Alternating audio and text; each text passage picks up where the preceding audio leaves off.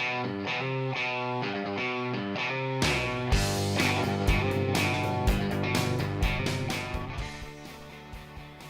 hey, everybody. Welcome to Valid Answer Monday with Scott and Marshall. We have our capitalist conservative pastor and our liberal socialist atheist. Oh, gosh. How is it we survive and keep talking every week without hurting each other, without killing each other? Yesterday was great. Yesterday, believe it or not, we had a discussion. If you missed it, go back and watch yesterday's episode. It was a great show. Yeah, we had a discussion. Well, tell them a little bit about it. I got to link our show real quick. Well, we talked about abortion, and it's a topic that we've avoided for a year, because we've been doing this show. We're coming up on, this is our 11th month, coming up on a year. Almost a year. And abortion is a natural topic for an atheist and a pastor to go head-to-head at, but we've avoided it for nearly the whole year, simply because it's such a hot topic. We kind of wanted to, get used to arguing with each other, kind of get to a place where we were comfortable bringing it up. And then, of course, last week we had that law in New York, which set all of social media alight with commentary. Oh, my gosh, they're aborting babies at the 9th month and so on. And so we finally decided we need to address this topic. Yes. And believe it or not, it was a great discussion. It was a great discussion. Did not go, I think, it didn't go the way I thought it was going to go, mostly because I was ready to have this argument to change your mind. And you came into it already at the position that I was going to try to get you to. And I'm like, well okay. All right. Not quite sure what to do with that. But well, I want to say hello to Josh and hi, Jackie. I really love it when you folks tune in. Jackie, I appreciate you being here. Josh, the same to you. Thank you so much for being with us. And today, what are we talking about, Scott? Well, we're talking a little bit about something that... we've been going for 30 minutes on this already. We kind of have. we just basically have to rewind and go back to what we were talking about. But you had an article that you brought up on yours. But basically, it combines the idea of solving global warming and obesity and starvation. And starvation, all in one thing. And we tried to watch the video, but it was a really lame... Yeah, it wasn't the greatest video. Yeah, it was really lame video. Amateurish, like, come on, frankly, CNN. For Yeah, CNN, but they posted. I'm like, really? But then again, it's CNN, right? Yeah. What do you expect? But basically, a report was published by a British nonprofit, and they basically said, look, that obesity, climate change, and starvation are actually all linked. And I didn't get into the details of the article in terms of how precisely they are linked, but they said the solution can be applied across the board and benefit all three. For example, things like mass transit, right? If you have more public transportation, if you have fewer people driving and so on, and then that you have more people walking, and that addresses all these different, issues. In certain areas. In certain areas. It doesn't really work in Bakersfield or Los Angeles. But. Right. But, that's why we here in this community need to develop a functional mass transit system. We have a bus system here, mass transit's dying. Mass transit's going away. Everything is going to be going to electric self-driving cars. Well, but then you can also do some sort of ride-sharing thing, right? Where you There's no call need up to. the car or what there'd be have no you. need to. Well, the electric self-driving cars, you can go anywhere you want, whenever you want. Either you own it or you have some kind of service that you pay monthly for that you just like, okay, and then it just pulls up, takes you where you want to go. And there is no need for mass transit. It's all electrical. We build up the electrical system, build some freaking nuclear power plants. Finally, it's the easiest, most efficient. I don't know about easiest, but it's the most efficient way of producing power that does not produce the types of emissions. I say in the amount of emissions that happens in any other type. Well, it produces radioactive waste, however. Right, but not in the quantities that other things produce. Of course, you can do solar and wind farms and all that kind of stuff. Put a solar panel on the top of every house. Get solar, But the idea is get everything over to electric.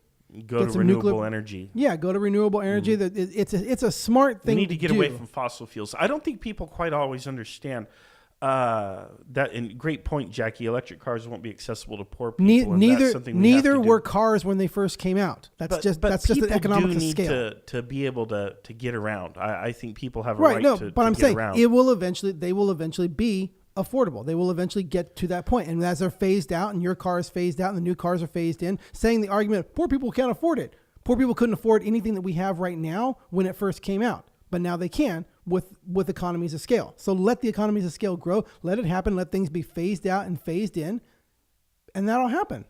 Well, I think what the artificial way the government's trying to every time government tries to artificially change a natural timeline, things don't work out well. Let the timeline go as it is. Well, I don't know if that's actually organically true or if that's just the capitalist system that we've created, which simply self-perpetuates itself and deliberately excludes a certain percentage of every population from the transaction because of poverty.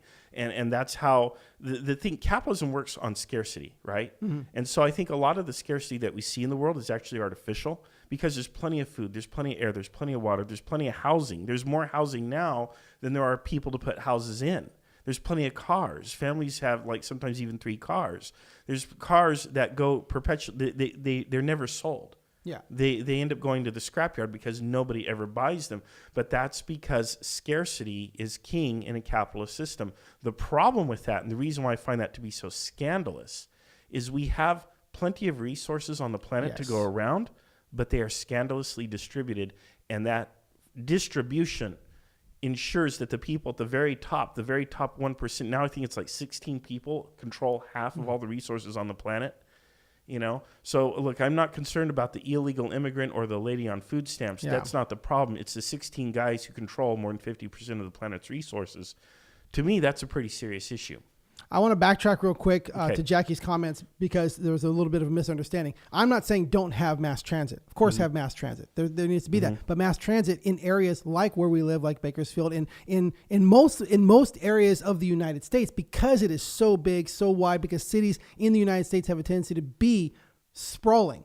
Mass transit's very difficult. It's easy to do mass transit in New York City. It's easy to do mass transit in Chicago and San Francisco because everything is condensed and everything's right there. And all you got to do is, walk 10 feet outside your door. And yes, there's a taxi cab or there's a way to, where I live on my side of town, there's not even any buses out here. And it's not economical to try to get bus routes in every part of Bakersfield and every part of Los Angeles because it's so spread out. So mass transit doesn't work in most American cities. So there has to be an answer outside of mass transit. Every time we look at Europe, Europe is full of very tight, small, tightly, there isn't the sprawling in Europe like there is in the United States. So that's why, I'm not saying that we don't need mass transit. Of course we need mass transit, but mass transit's not the answer for the problem you're talking about. Whereas electric cars are going to be an answer. A big old long railway is not the answer because by the time that thing is built, there'll be other technologies and electric cars and self-driving things that accomplish all the advantages of that one train that can go in one place in one direction. All the advantages they have, those advantages will now be in individual cars, and there will be nothing for that. So the answers in Europe are not necessarily always the answers in the United States. It's a different layout. It's a different geography. And on top of that, it's a different culture. Now we can talk about changing culture, whatever, that kind of stuff, but just the geography. So just the geography of the United States and most cities in the United States, the mass transit is not the answer, is not the be-all answer that everybody is hoping that it will be.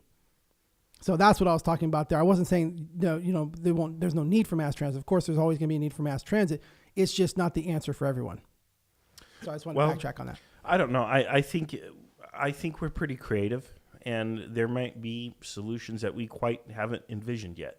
There are different ways of creating mass transit systems, different ways to get around. And why don't you use it? I do. When I went to San Francisco, why don't you use it here? Of course, when I went to San Francisco, that's what I used there because it's one of those cities that's made for that. It's great. Why don't you use it here? Well, because I have a car here. Okay. Why do you have a car? And I live near where you do, right? So mass transit isn't really an option for me. Okay. But I also live, in a middle-class home, in a middle-class neighborhood, and I have a middle-class income. So I have access to things that a poorer person might not have access to. And frankly, I feel that transportation should be something that's available to all people, and even if it's just mass transit, I think people should reasonably have access to mass transit. Or if not that, then I would say that people who are poor and who live in an underserved area should have some sort of Uber credit or taxi credit or some system so that they can get to where they need to get. I don't know that we have a massive problem with giving away free stuff, the socialist. Well, yeah, because I think human beings... But you always say that socialism isn't about giving away free things, but obviously it is. Well, part of it is. It's making sure that everybody has at least the basics and has enough. And the problem is we live in a world, and the problem with capitalism is it relies on scarcity. It creates scarcity. And that's why we're seeing scarcity in terms of things like drinking water and food. And that's why we have starvation on the planet. There's no excuse for human beings to be starving on this planet, except for the greed of a small group of people.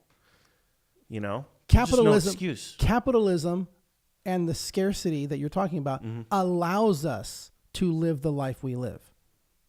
You're right. There is maybe the life we live then isn't very particularly moral, I guess. Well, Maybe but here's what I'm saying. You have access to water. You have access to all this stuff. You build your house next to a river, like they used to in the wilderness. You build your house next to a river. You have access to natural water. It gets dry, you move your house and you build your house near a river. Capitalism has allowed us to pay somebody to get that water to us so I don't have to live by the water. I can choose to live over here and pay someone to provide me my water. Now, if they raise their prices or they're not denying me a natural right, I can still move over next to water if I had to. I can go and do that like we used to. Like human beings had to always. You ever been to Israel? You ever been to those areas back there? There are cities always built over the top of each other because that spot was next to a natural spring or that spot was next to a river. That was the place where the city was. That's where you built the city. That was where the natural resource was. So you gathered around the natural resource. Capitalism has allowed us to live a life where we don't have to gather around a natural resource. We can spread out and live where we want and pay somebody to bring me that water. Well, hooray for capitalism. Yes. I think it's fantastic. However, I think capitalism has another problem that we're just now beginning to realize. Marx realized this over 150 years ago, but now in the modern era, we're starting to see it come to fruition, which is his prediction, which is that capitalism destroys two of its greatest assets. It destroys resources and human beings.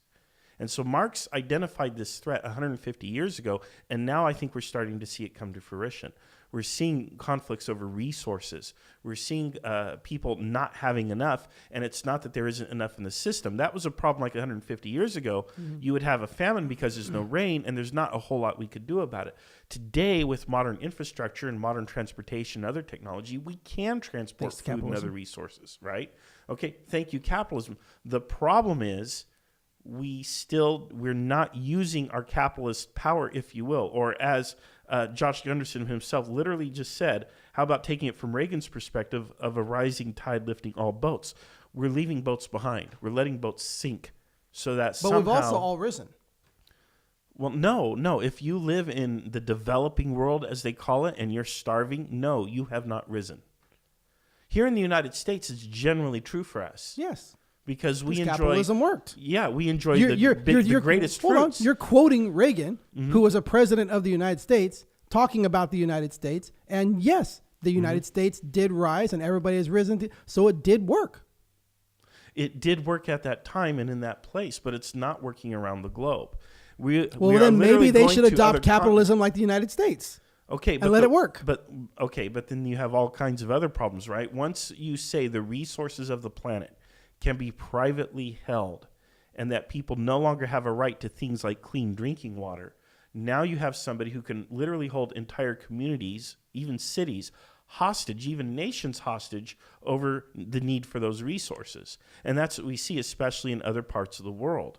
You know, you go to the developing world, as they call it, and you see that entire communities are without things like clean water. They're without adequate food supply.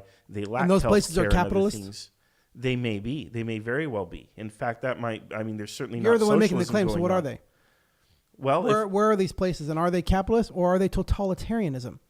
Are they being ruled by warlords? Are those areas totalitarianism and capitalism are not exclusive? I know, but what I'm saying, capitalism and totalitarianism simultaneously. Right, but what I'm saying is those areas that you're talking about, are they being ruled by warlords, or is there working governments? Is there anything more libertarian and more capitalist than a warlord ruling your country like Somalia? You can't tell me that the people of Somalia, for example, where there is no socialism to ensure that you have the basics. Okay, so it's certainly not socialism. You have famine, you have people starving, you have people doing without. The bottom line is this: I, as a socialist, feel that based on the principle of empathy alone, all human beings should have at least a minimum for their survival. We have 16 people who control half of the world's resources If we were to redistribute their wealth so that all people had at least the basics, they would still be fabulously wealthy beyond all human comparison.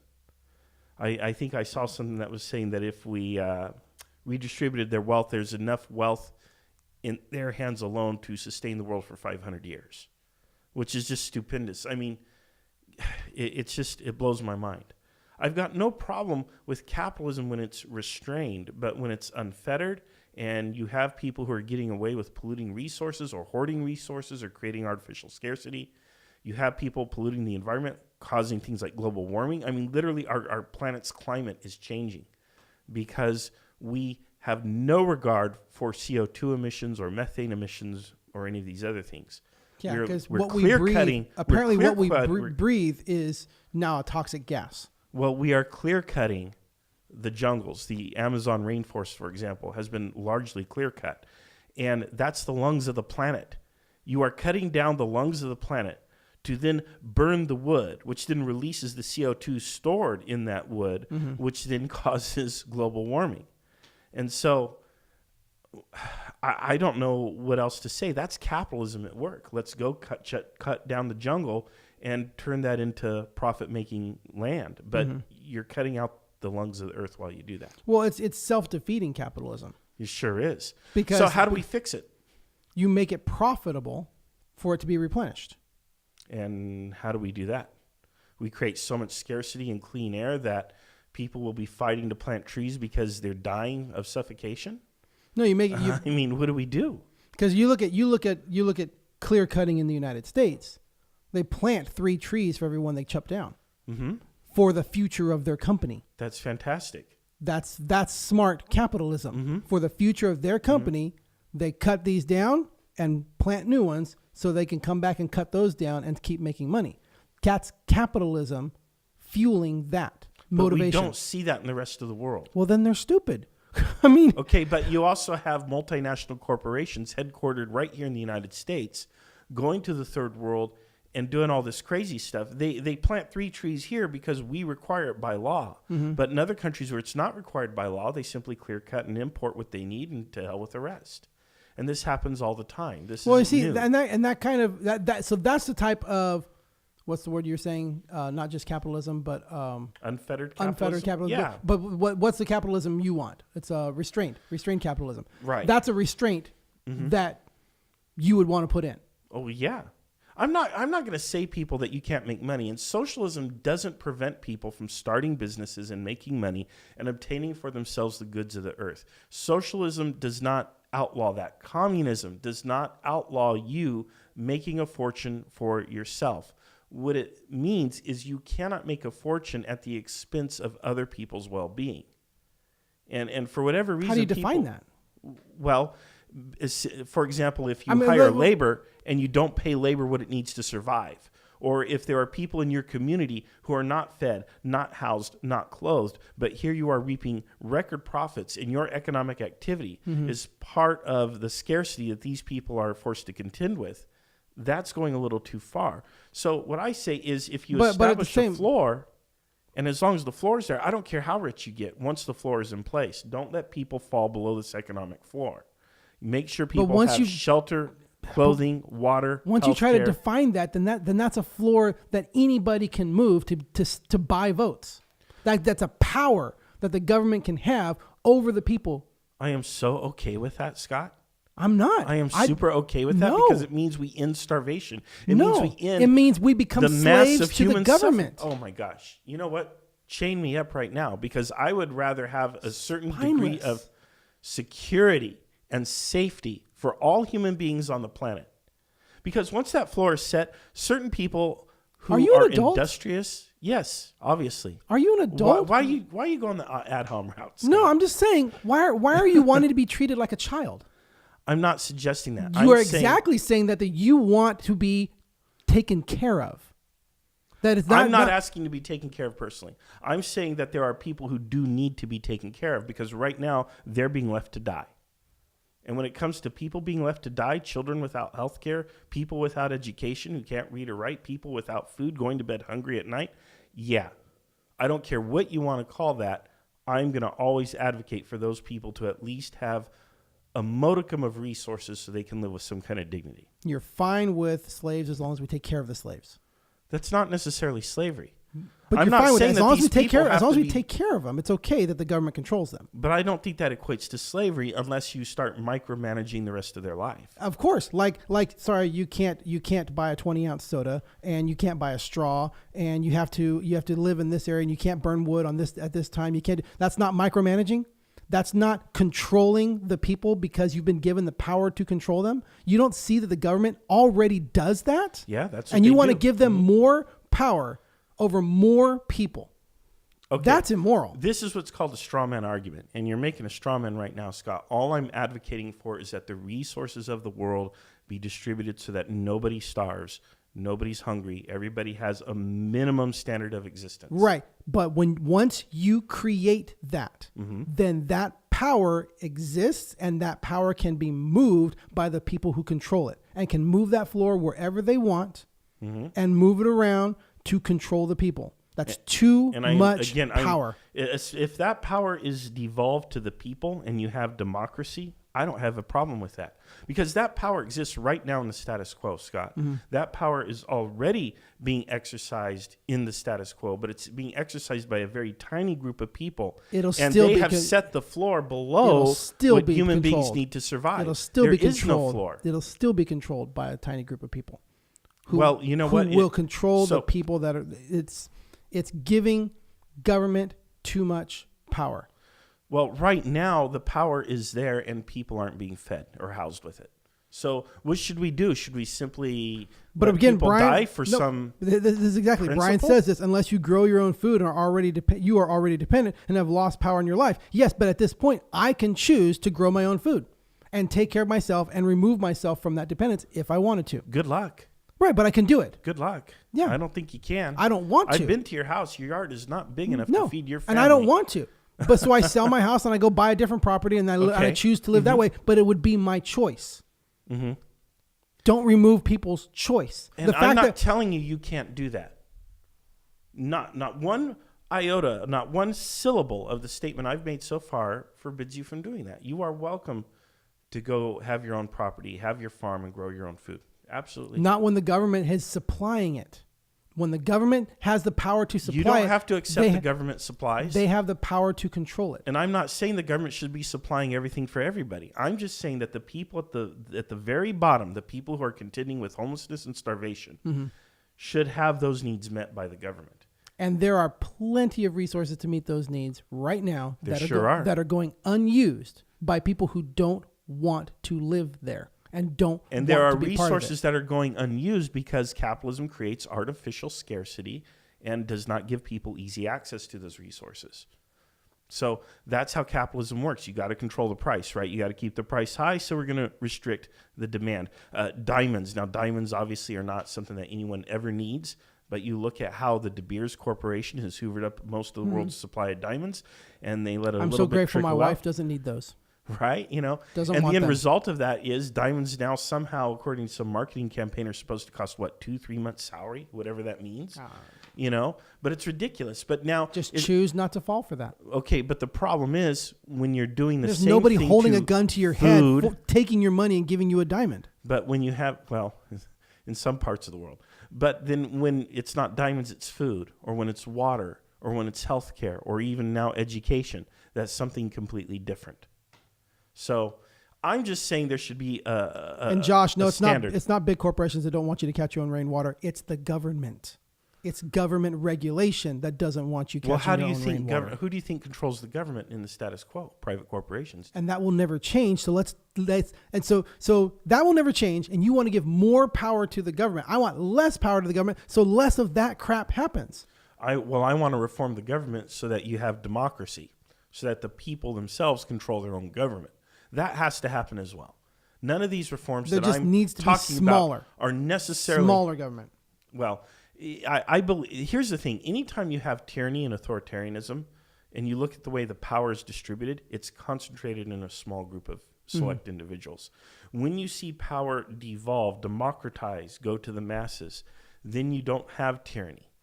You just have tyranny of the majority. Well, that's why the United States has a wonderful system. This is the most ingenious system ever created on the planet. So let's go back to which is you have democracy spread out amongst all the people. Well, now we've never actually had that per se. I'll explain that in a moment. But you also have a Bill of Rights. You have a list of 10 or now 20-something things to which no majority can infringe upon those rights. Infringe upon you the have what I call liberties. You have what I call frank exceptions. But speaking of the whole idea that we've never really had true democracies, we haven't. We had people of color counted as 3/5 of a human being. We had women completely cut out from the right to vote. And even when women were given the right to vote, that only applied to Caucasian women. So we've never had true democracy in this country. Never, ever, ever. Even now, we have voter suppression. We have the Electoral College. We have this two-party system that tends to hoard votes and control for itself. Don't even get started on the Electoral College. The Electoral College is what's absolutely needed. Well, I don't want to go down that bunny trail either. But what I'm telling you is we do not have democracy in the United States, and we have never had real democracy in the United States. It should be a republic. I like the system where you have democracy with frank exceptions outlined in a Bill of Rights. You need a republic with a Bill of Rights, not a democracy. Well, again, we can disagree on this, but I like the idea that individuals have equal say and equal voting power. Which is what a republic is. Well, a republic is you have representatives and representatives. The problem is once you evolve the power to the point where it's no longer mass democracy, but now it's key individuals, then you can corrupt those individuals. Right, but then that's why you keep the individuals cycling through. You have to keep rotating. You have to change them like diapers for the same reason. Yep. But anyway. Again, that solves everything. That's why I keep going back to the simple, efficient solutions. Well, it solves a lot of things, yes. But at the end of the day, we also have to reform capitalism so that people at the bottom at least have enough. I'm not saying you can't have capitalism. I'm not saying people can't excel. People can't get rich. Absolutely get rich, buy the Ferrari, live in Malibu, have all those nice, wonderful, amazing things, but not at the expense of some people starving to death and dying. How is it an expense, though? How is that person buying a Ferrari at somebody else's expense? Well, it's very hard, I feel, to say that, this Ferrari costs, so many human lives. I would imagine there is some kind of calculus somewhere that some nonprofit or somebody has done, but I haven't seen it. But I would bet you it exists. But the bottom line is, again, when you have 16 people who control all the world's resources and their wealth is dependent upon artificial scarcity, I guarantee you there are people who are starving because there is not enough. Again, look at the way the world's resources are distributed. It's very scandalous. And I think we need, if we want to save capitalism, if you love capitalism so much, we need to save it from its worst excesses, because at the rate we're going to end up in feudalism. Is literally where you're going to have maybe 16 or 30-something people who now control 100% of everything, and the rest of us. As long as there's a representative republic government where the people are cycled through. And we don't have that now, do we? No, that's what I'm saying. Okay. Get that. That fixes most of the problems you're talking about. Most of the problems you ever bring up, that talking about, the corporations and people, all of that is solved with term limits and keeping the people cycled through. Getting the corruption out of there, not letting people be career politicians, having normal people cycle through and in there. That's what has to be fixed. Because everything that we're talking about, everything that you're saying is always, it is always governmental power that does this. And it could be because it's co-opted by corporations or rich people or whatever, but it's still the power of the government that controls people. You have to keep the government under control. You have to reduce the size of government, cycle people through there quicker so they cannot become deep corrupted people in the system. And that eliminates a majority of the problems of corruption that follows that can seep into government. Well, Josh Gunderson is pointing out you can buy short-termers too. Yeah, he talks about the harm of cycling. Stalin learned that the hard way, and he is right, especially the Red Army prior to World War II was heavily positions? Purged. What's that? Which positions? What, with regard to Stalin and the Red Army, or what? Well, what you're saying that Russia learned that the hard way. What positions were cycled? Well, prior to World War II, over 90% of the officer corps of the Soviet military was purged. One way or another. Many were killed, others were simply dismissed. But I'm talking about representative government, not officers in the military. I'm talking about representative governments. I'm not talking about executing them and removing them in a coup. I'm talking about it's built into the system that they cannot be there for that long.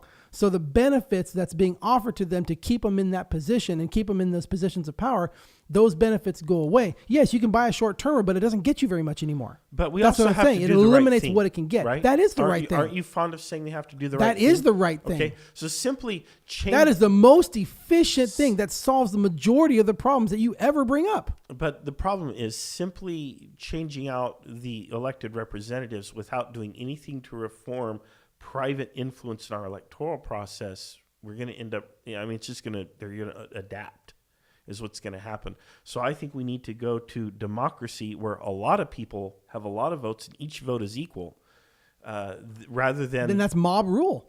But it's mob rule and tyranny of the majority. If we have a list of frank exceptions. It's still That's mob not rule. mob rule. No, yes, you know how big that list would have to be? You'd have to keep making that list. And who's going to make that list? The mob?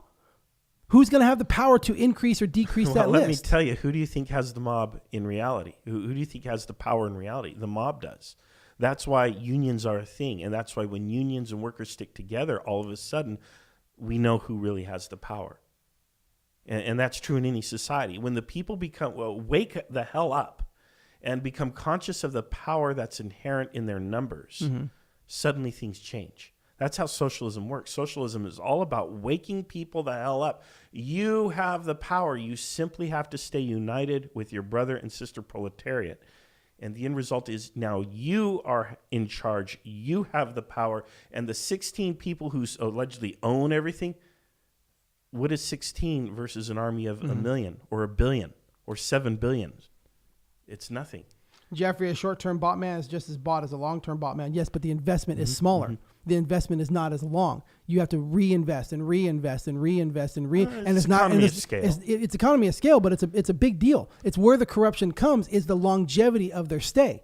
That's where the corruption goes deep. If you remove the longevity of their stay, yeah, you can try to buy that person, but the return on investment is no longer what it was. Because you again, I train volunteers here at our church, and it's great training young people because they're really good at doing stuff, but we only have them for a few years and then they go off to college and now they're going to do, but that we know that that's a short-term investment. This is a short-term investment, and it's not the payoff. If you know you can invest in this person and keep them in there and move on, if you have to keep reinvesting, it becomes a strain. Hey, let them waste their time and money trying to constantly, get new investors, and it minimizes the corruption. But I don't drastically reduces the corruption. Try, though. I think and that's fine. They can always try. It's just this would keep them from being as successful. Okay, yeah, but whether they're 80% successful of the status quo, it's still 80% too randomly much appointed representatives. That might sound kind of interesting. Josh says. I've heard of that before. That's actually an interesting idea that you randomly select the final winner from a pool of whatever, or you randomly select who actually gets to run in the finals, if you will. It would still have to be from a pool of people who want to do it. You wouldn't want to enslave someone. Say, now you are going to be a representative whether you like it or not. Well, no, they're volunteers. They're people who run. But the bottom line is we still have to reform a system that rewards corruption. And again, the way you do that is you have to punish the people who are corrupt.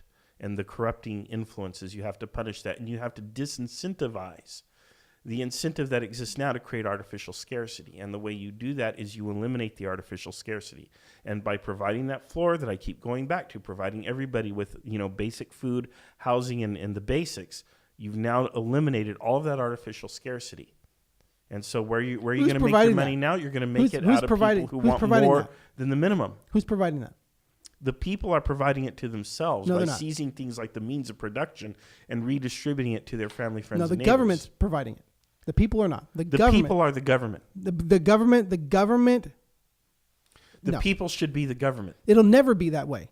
But it cannot. Because there will be because if the people are the government and I break the speed limit, the police officer says, "Hey, you broke the speed limit, you have a ticket." Nope, I'm the government.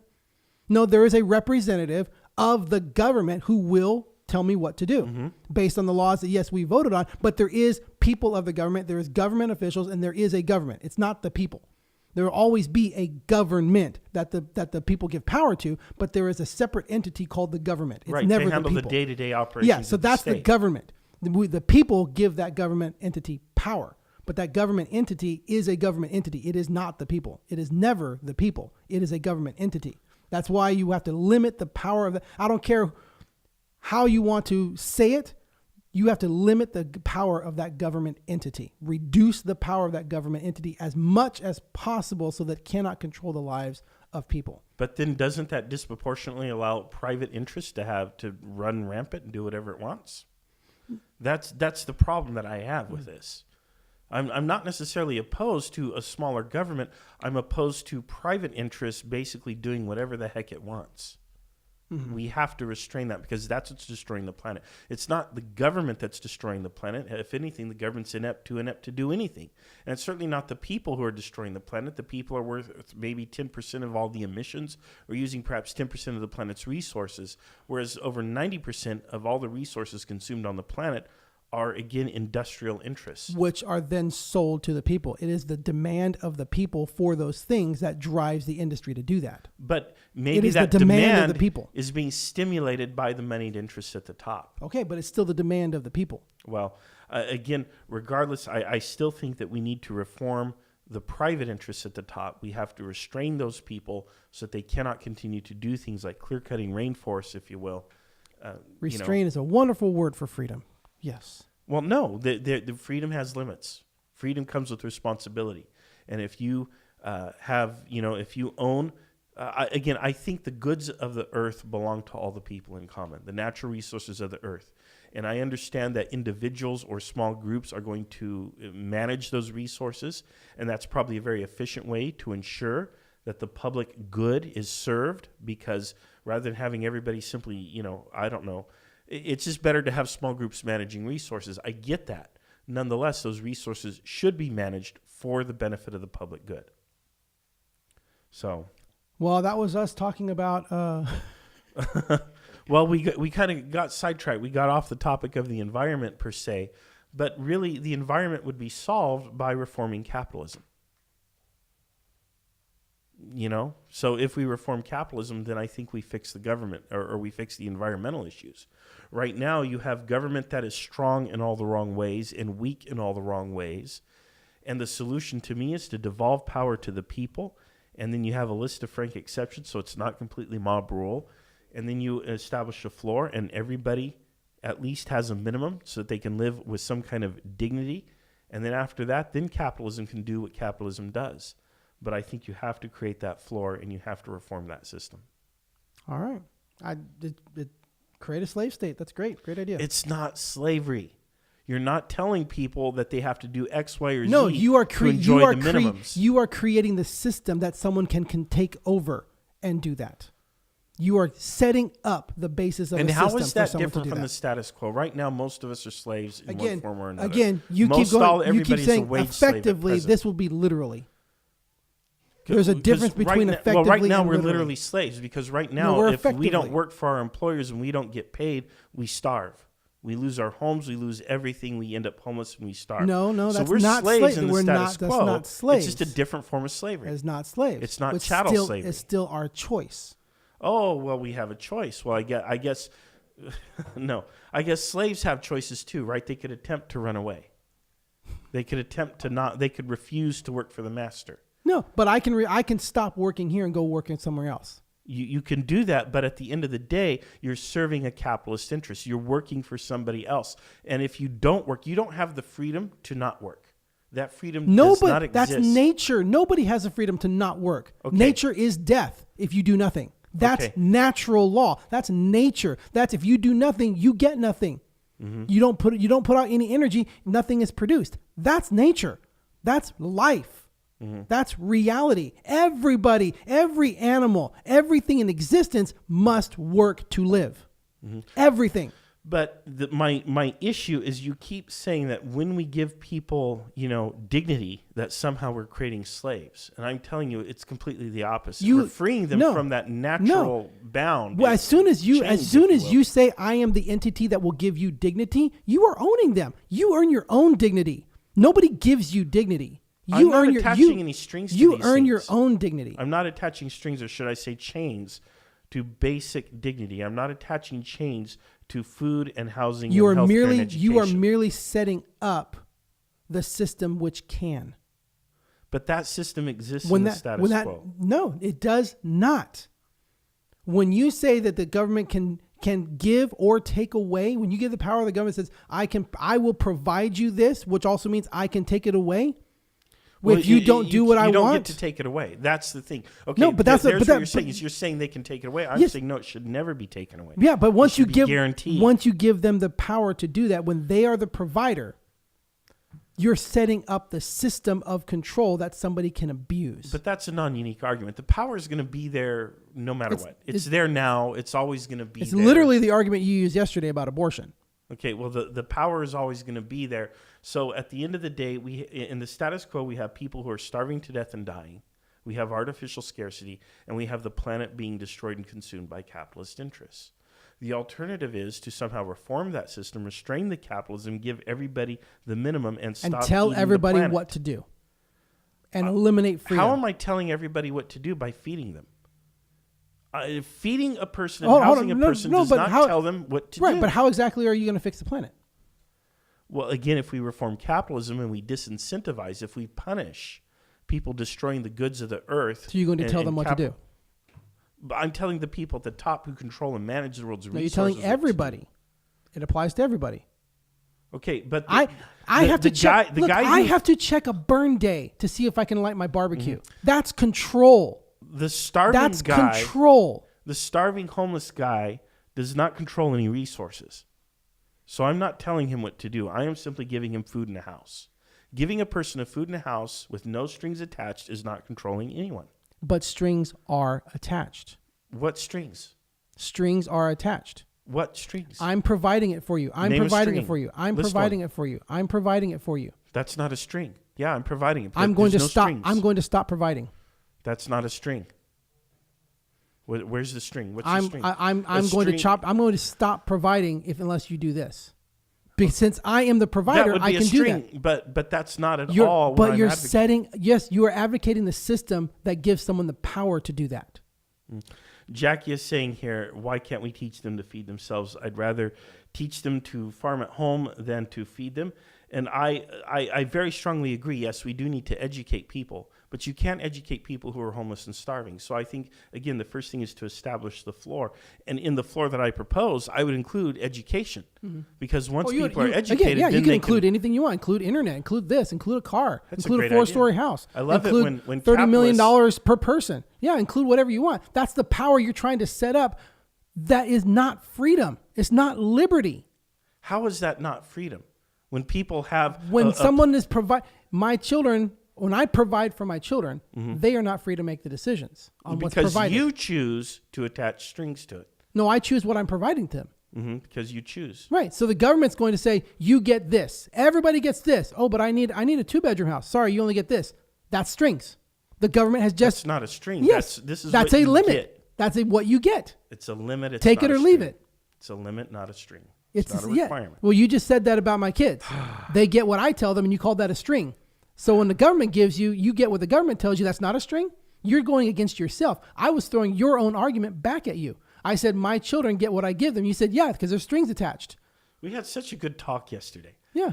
But anyway, I'm saying I'm taking what you say mm-hmm. and throwing it back at you, and you don't like it. But that's not what you're doing. That's what I'm doing. Yeah. Literally. Right. Okay. So let's go back to it. I provide for my children, and I tell them what they get. Are there strings attached to that? Are you going to say that I have... What do you mean you tell them what they get? This is what you get.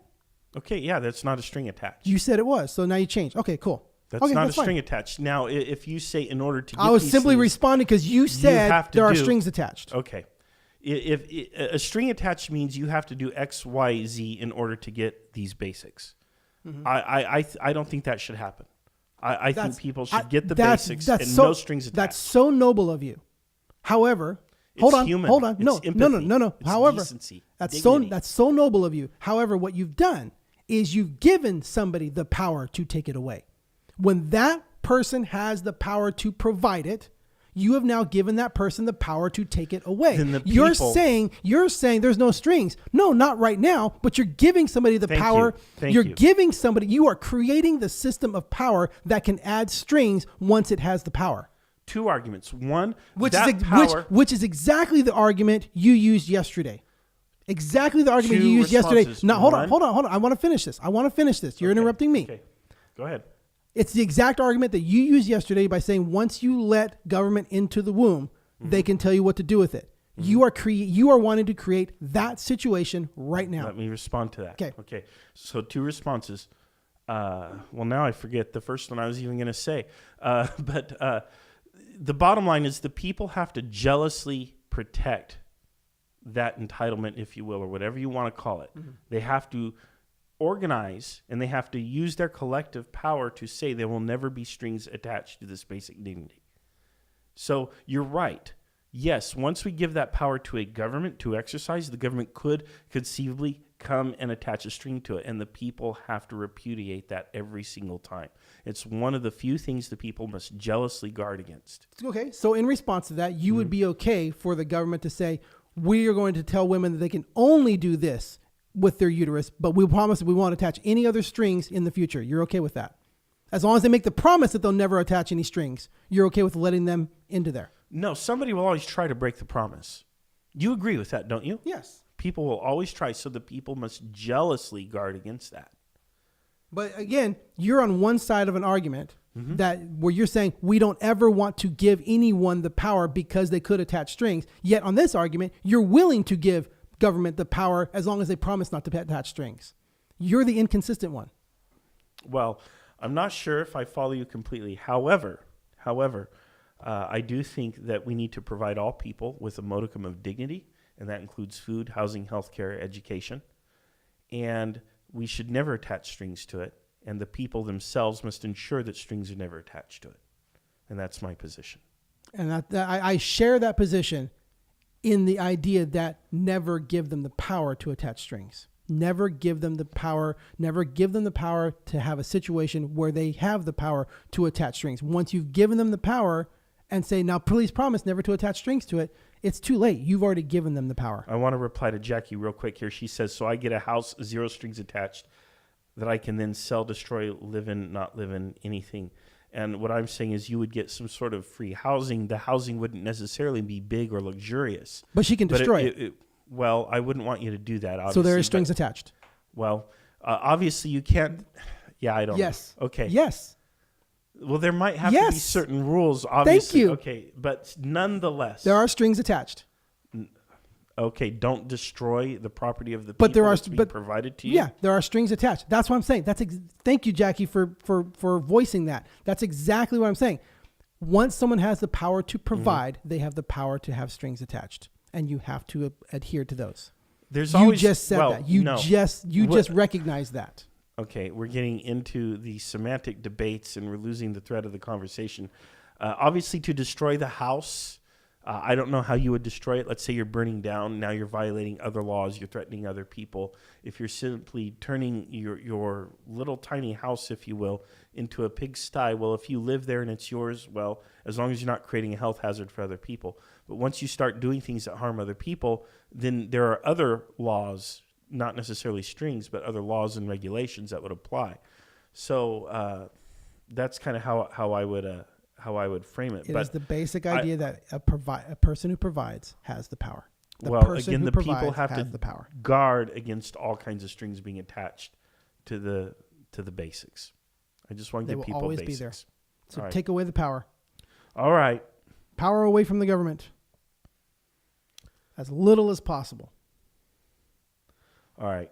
Equity. Well, cool. This probably won't make our top 10 episodes list. But man, we sure went. Well, yeah, good. I mean, we had a good discussion, and we have a fundamental disagreement. Yes, we do. So this has been a valid answer on Mondays. You can catch us Sundays at 5, Mondays at 4. Join us. I love the interaction, and so join us in that conversation. Post your comments before and after. Yeah, go ahead. Keep us in check. Yeah, keep on going. We won't be able to address them right now on the air, but we can come back to that. But thank you for joining us again. Catch us Sundays at 5, Mondays at 4. Unless anything changes in the future and we do more or whatever, who knows, whatever happens. But you can catch us in the future. But thank you guys until next time. Thank you so much. Bye.